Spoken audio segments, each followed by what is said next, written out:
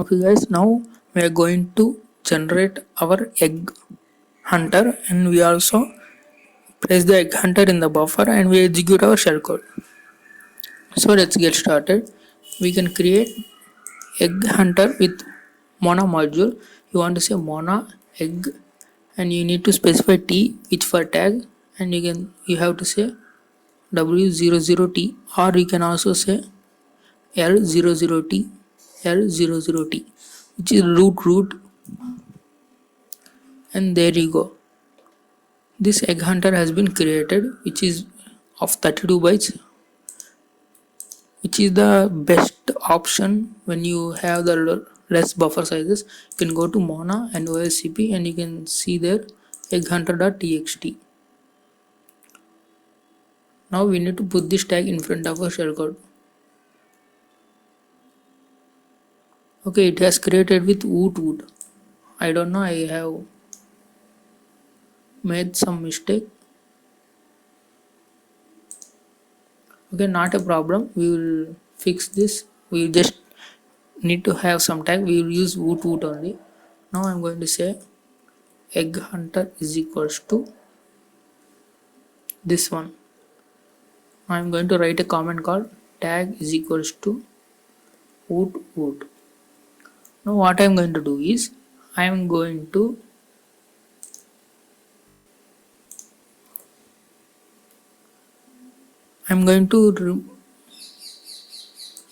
take this ESP variable and say shell code, and I'm going to say shell code is equals to woot. Now our shell code is woot, that means our tag, and followed by our real TCP shell code. Okay, let me on this virtual machine. Meanwhile, what we going to do is we are going to send this shell code in the place of yes, because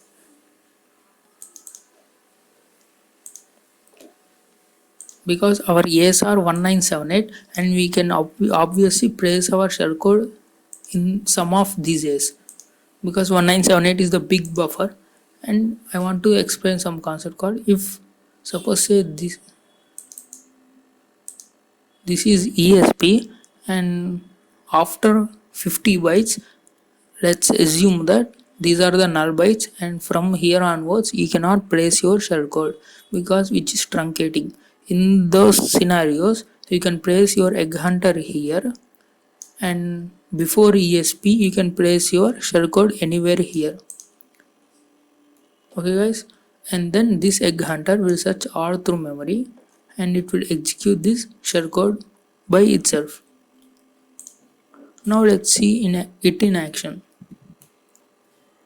Now we are going to do like this: shellcode at the starting, and we are going to say junk yes, and then EIP which points to ESP, jump ESP, and then program flows to ESP, and in the ESP we will place egg hunter and then some junk too. Okay guys, the program flows through like this, and at EIP it will hit jump ESP and jumps to this ESP which have egg hunter, and it executes, it gets executed, and this egg hunter will find the tag. We have prepended this tag in the before shellcode, and it finds the tag here and it will execute this shellcode. Okay, let's see it in action. Now we need to say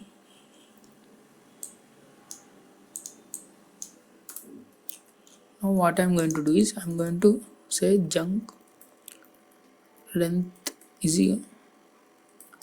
I'm going to say shellcode length is equals to length of shellcode, so that I need to just append yes 1978 minus length of this.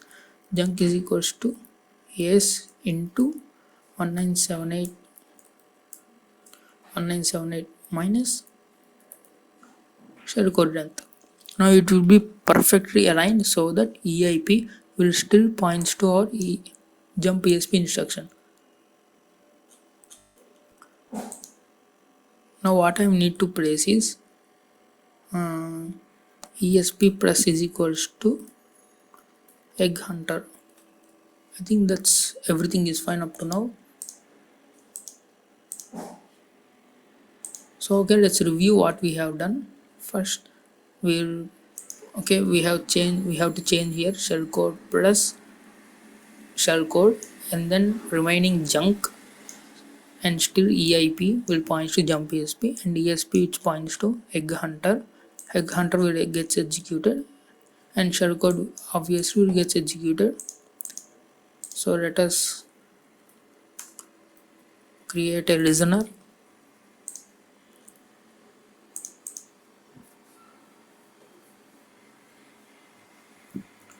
Now let's say IP address, and I think it's the same as previous, listening on the port 44s.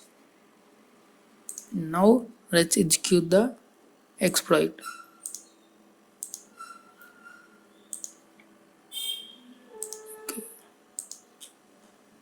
Okay, I'm sorry.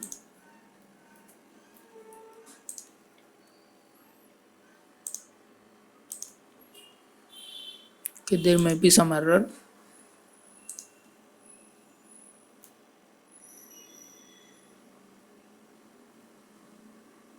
Okay, it says access violation reading FFFF.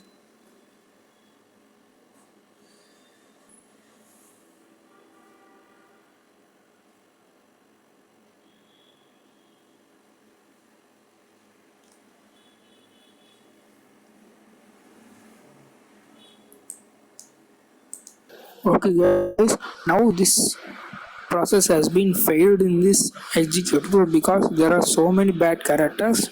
Actually this is a 10 challenges included in this one. There are so many set of bad characters.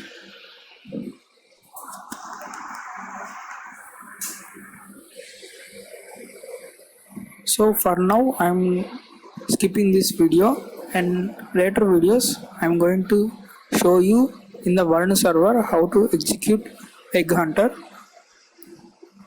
Don't worry for now guys, I will definitely show you in the Vern server how egg hunter will get executed.